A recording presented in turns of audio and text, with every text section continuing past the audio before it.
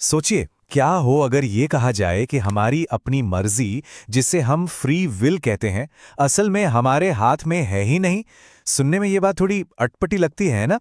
पर क्या ऐसा हो सकता है कि हमारे फैसले लेने का जो एहसास है, वो सिर्फ एक धोखा हो? चलिए, आज इसी उलझी हुई पहेली की तह तक जाते हैं। हम सब हर दिन न जाने कितने फैसले लेते हैं।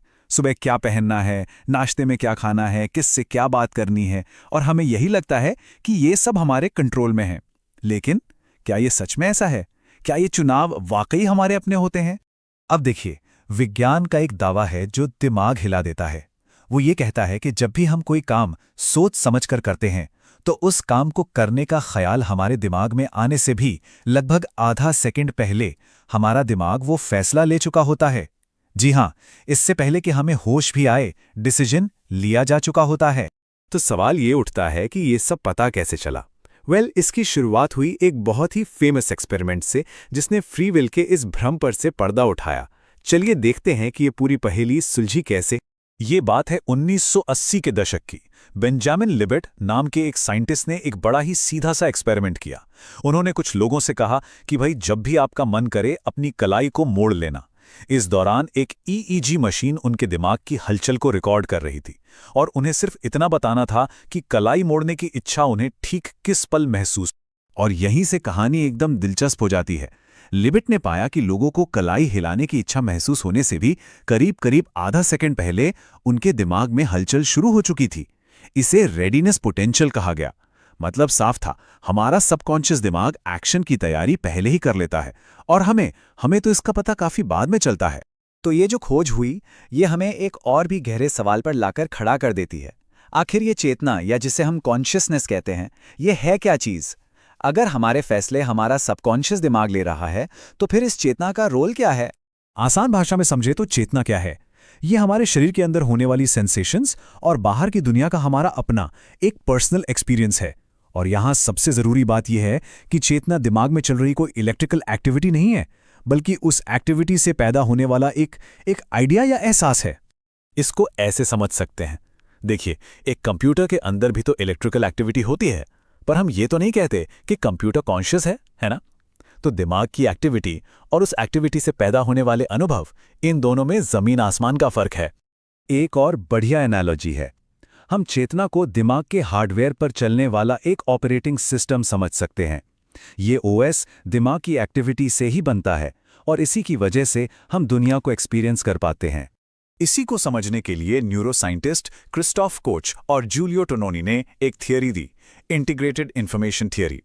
उनका कहना था कि हमारा दिमाग जितनी इन्फॉर्मेशन बाहर से लेता है ना, उससे कई ज्यादा इन्फॉर्मेशन वो खुद अंदर ही अंदर जनरेट करता है। और यही जो एक्स्ट्रा इन्फॉर्मेशन है, वही हमारे विचार, आइडिया और हमारी अवेयरनेस बन जाती है। और मजे की बात यह है कि ब्रेन स्कैन्स ने इसे कंफर्म भी किया, और दिमाग के 4 खास हिस्सों को इसके लिए जिम्मेदार पाया: prefrontal cortex, striatum, parietal cortex और थैलेमस। लेकिन एक सवाल और भी है कि चेतना का विकास हुआ ही क्यों? एवोल्यूशन में तो हर चीज किसी ना किसी सर्वाइवल फायदे के लिए ही बनती है। तो फिर इस कॉन्शियसनेस से जिंदा रहने में क्या मदद मिली? चलिए इसे लेवल बाय लेवल देखते हैं। लेवल 1 है रिफ्लेक्स, जैसे बैक्टीरिया में होता है।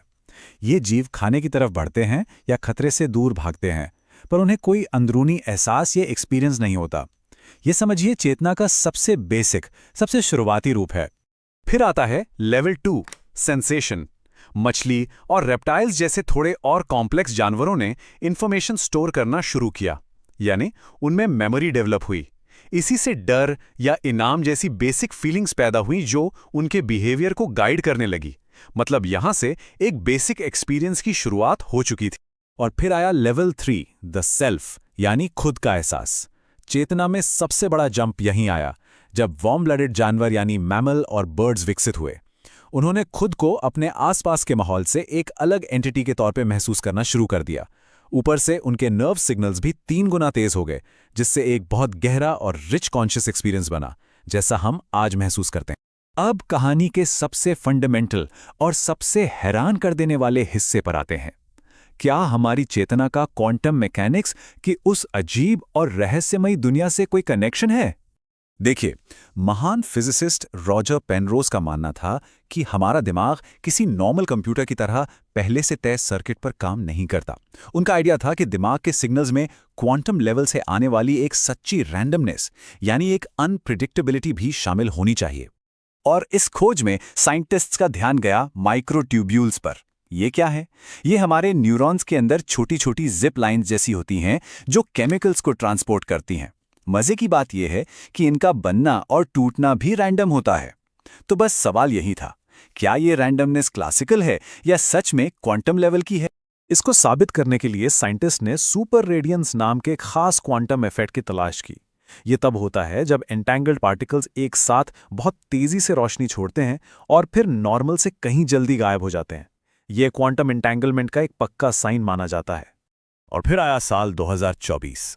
इसी साल एक ऐसी खोज हुई जिसने सब कुछ बदल कर रख दिया। ये इतनी नई डिस्कवरी है कि इसने कॉन्शियसनेस की साइंस में एक पूरी की पूरी नई बहस छेड़ दी है। और वो खोज ये थी कि साइंटिस्ट्स ने माइक्रोट्यूबुल्स के अंदर मौजूद ट्रिप्टोफैन मॉलिक्यूल्स के अंदर मौजूद सुपर रेडियंस के उस इफेक्ट को देख लिया। ये पहला एक्सपेरिमेंटल सबूत था कि हमारे दिमाग के सेल्यूलर लेवल पर क्वांटम मैकेनिक्स वाकई में काम कर रहा है। तो इस सब का मतलब क्या है? क्या हमारे पास फ्री विल है या नहीं? चलिए अब वापस बड़ी पिक्चर पर लौटते हैं और इस पूरी पहेली को एक साथ जोड़कर देखते हैं। तो इसका जवाब शायद कुछ ऐसा है।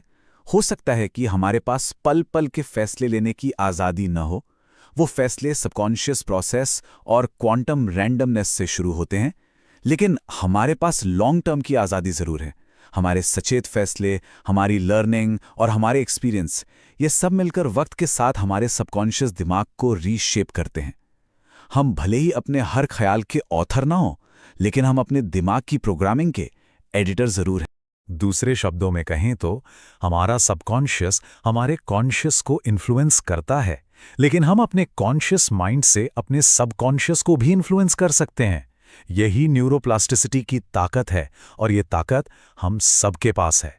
तो आखिर में सबसे बड़ा टेक अवे यही है, अगर हम अपने सबकॉन्शियस माइंड को आकार दे सकते हैं, उसे अपनी मर्जी से बदल सकते हैं, तो ये हमें एक बहुत ही पावरफुल सवाल के साथ छोड़ जाता है, हम खुद को क्या बनाना चुनेंगे।